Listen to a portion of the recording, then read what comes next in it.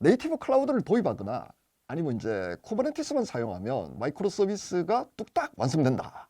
요는 이제 마이크로 서비스에 대한 오해가 있습니다. 결국 이제 툴, 그리고 이제 벤더, 그 다음에 이제 어떤 완벽한 솔루션, 이런 게 있어가지고 그걸 도입하기만 하면 우리가 고통 없이 자동으로 이제 마이크로 서비스로 이제 전이된다는 생각 할 수 있죠, 충분히. 그런데 말이죠. 요게 정말 이런 어떤 생각에 문제가 없는지, 그리고 문제가 있다면 어떤 건지, 결국 그 과정에 있어가지고 마이크로 서비스의 본질은 무엇이라고 생각하십니까? 클라우드라던가 쿠버네티스만으로 MSA가 도입이 된다. 이 부분은 확실히 관련이 없는 내용이라고 생각을 합니다.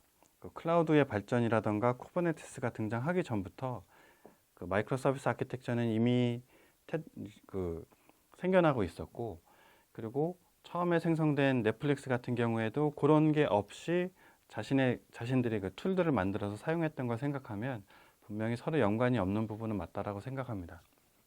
다만 그 쿠버네티스라던가 클라우드 아키텍처가 있음으로 인해서 마이크로 서비스 아키텍처를 구축하는데 훨씬 더 수월해지는 면이 있기 때문에 그 허들을 낮춰주는 효과는 분명히 있다고 봅니다.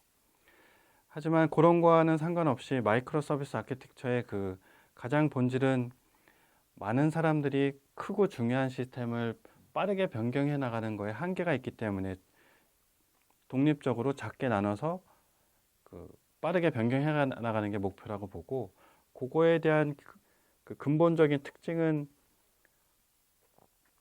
시스템을 독립적으로 배포할 수 있다는 특징인 것 같거든요. 근데 그렇게 시스템을 분리하는 데는 어떤 툴이라는 게 크게 도움이 된다기보단 결국은 사람들이 개발을 그거에 맞게 하고, 예를 들어 대표적으로 사가를 사용하면 트랜잭션을 잘 관리할 수 있을 거다라는 부분이 있는데, 그 사가라는 것도 잘 사용하면 도움이 되지만 결국은 밑바닥에서 분산 트랜잭션을 어떻게 처리하고 보상 트랜잭션을 어떻게 처리하고 있는 거를 이해한 이후에 그거를 자동화해주는 사가를 적용하는 게 맞다라고 보거든요. 그래서 이 밑에 있는 본질에 대한 거를 어떻게 하는가에 대해서 배우지 않은 상태에서 툴만 딱 적용하는 거는 한계가 분명히 있다라고 생각을 합니다. 아까 이제 말씀하신 것 중에 저도 이제 와닿는 게 뭐냐면 결국은 여러 명이 동시에 이제 시스템을 개발하고 이 각각에 대해 가지고 이제 배포 자체의 자유도를 높인다. 요 두 가지가 이제 핵심인 것 같은데요.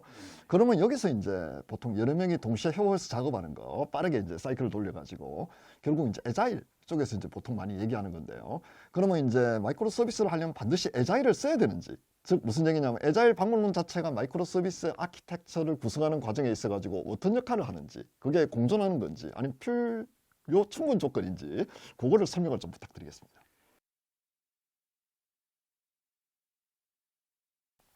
마이크로 서비스 아키텍처를 도입하는 주제를 가지고 그거를 도입하는 그 조직의 프로세스와 조직도 바꿀 수 있냐라고 하면, 아키텍처를 가지고 이거를 꼭 바꾸기에는 그 추진하는 그 참여자들의 역할도 많이 다르고 어떻게 보면 본질이 다르기 때문에 아키텍처가 왔으니 바꾸세요라고 하기엔 분명히 한계가 있는 것 같습니다. 예.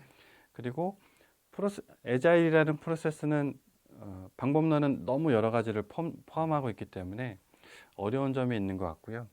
그래서 보통은 마이크로 서비스 아키텍처를 도입을 할 때 조직을 꼭 에자일, 그리고 그 내부에서 뭐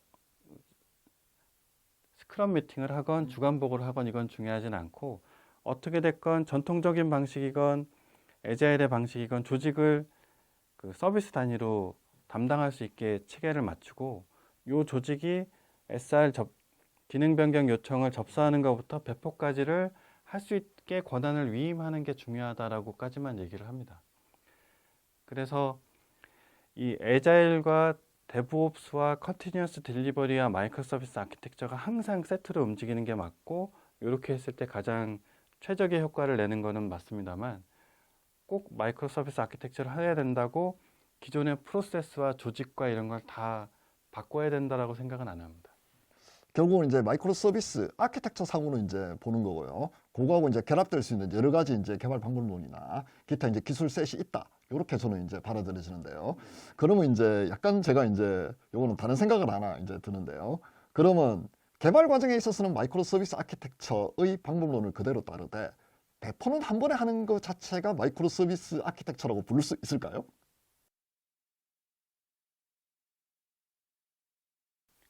아니라고 생각을 합니다. 예. 이게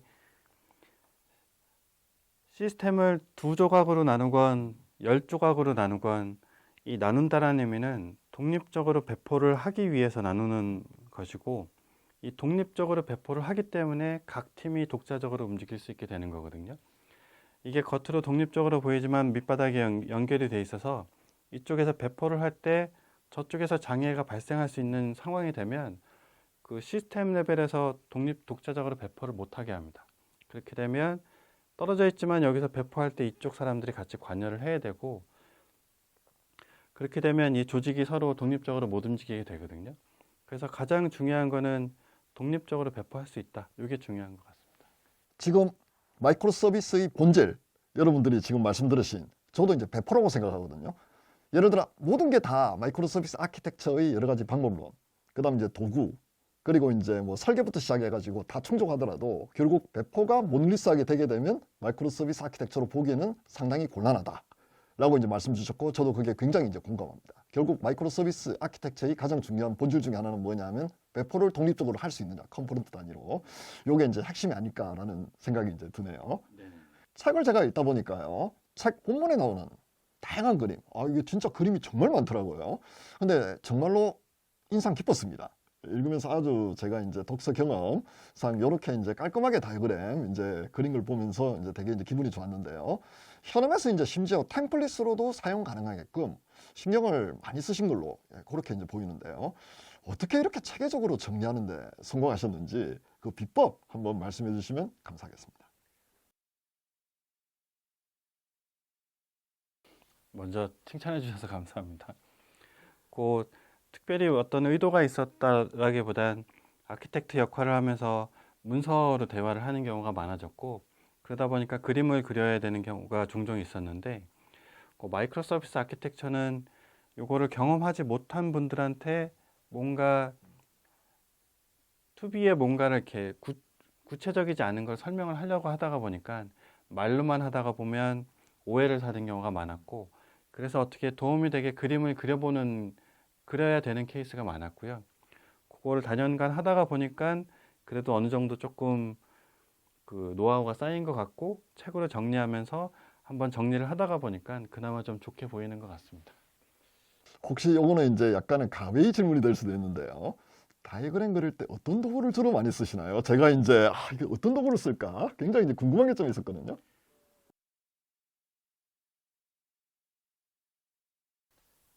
도구는 특별히는 선택하는 건 없고요. 이제 표준 툴을 사용하는 건 저는 굉장히 바람직하다라고 생각은 합니다만 저 같은 경우에는 업무를 할 때 사내에서 업무를 할 때도 있고 고객사에 가서 업무를 할 때도 있는데 그런 경우마다 같은 툴을 쭉 쓰기 어려운 점이 있습니다. 그러다 보니까는 그때그때 필요한 거를 많이 쓰게 되고요. 그래서 뭐 자주 쓸 때는 파워포인트를 많이 쓰고요. 사내에서 쓸 때는 사내에서 쓰는 툴을 쓰기도 하고 책을 쓸 때는 그 구글 독스로 작업을 하다 보니까 거기에 있는 그 구글 독스에 있는 그 드로잉 툴을 가지고 했습니다. 처음에는 많이 어렵다라고 생각했는데 그것도 하다 보니까 좀 익숙해지더라고요.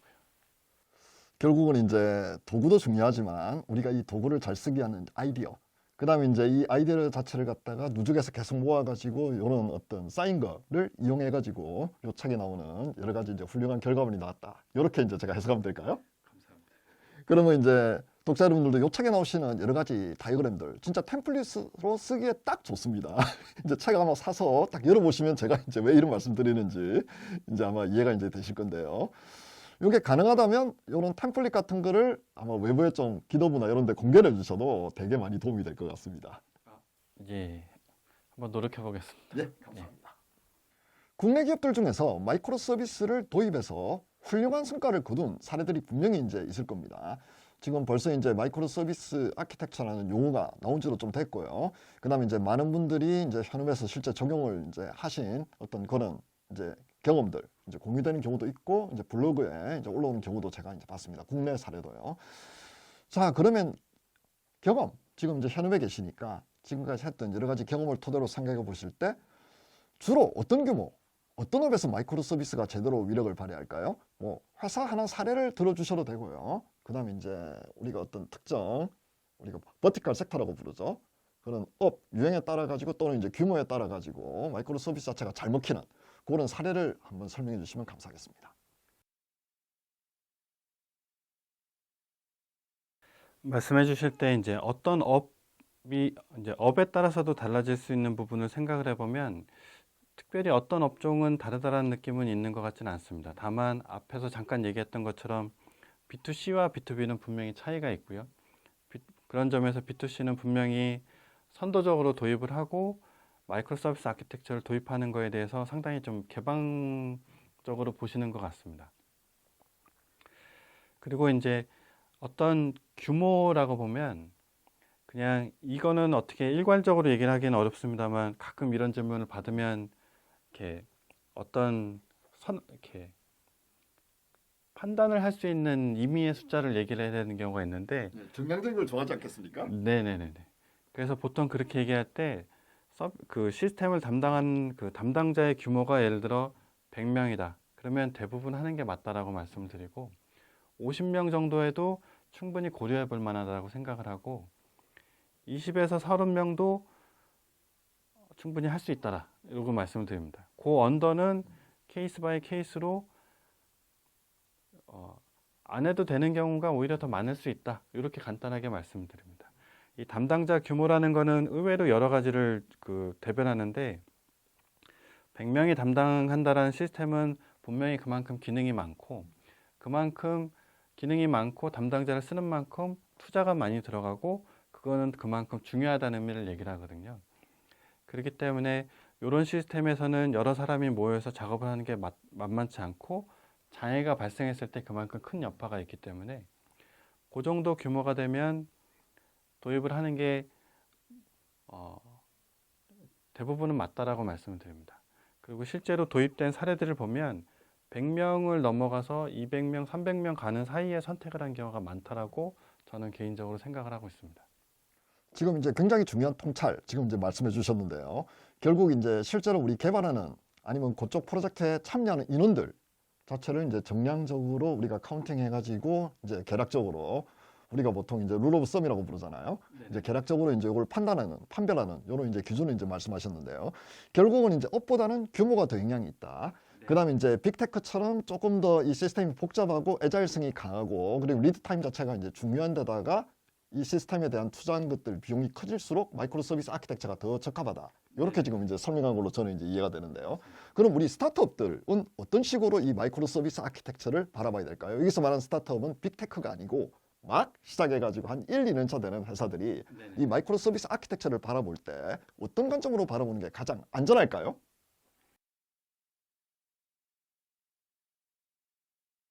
안전하다는 측면에서 볼 때는 처음에 스타트업을 꾸려서 한 5명 개발이나 뭐 프로덕트 오너를 포함해서 5명, 10명 될 때는 그 상태만 놓고 보면 마이크로 서비스 아키텍처는 굳이 필요하다고 생각은 하지 않습니다.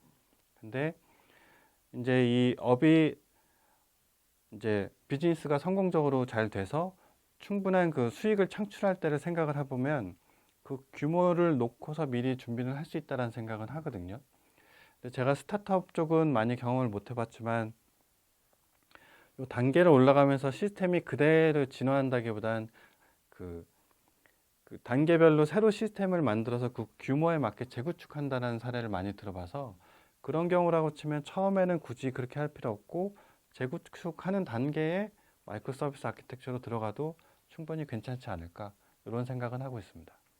결국 이제 스타트업 자체가 초기에 빠르게 진입해가지고 빠르게 서비스를 해야 되기 때문에 우선은 이제 모놀리스, 그 다음에 이제 이게 유연한 뭐 노드라든지 아니면 뭐 파이썬 같은 유연한 어떤 기술 스택을 쌓아가지고 빠르게 개발해서 우선 테스트한 다음에 그 다음에 이제 어느 정도 고객을 모으고 그 다음에 이제 조직이 커지고 그리고 이제 실제 비즈니스 자체가 복잡해질 무렵부터 마이크로 서비스 아키텍처로 가는 편이 안전하다.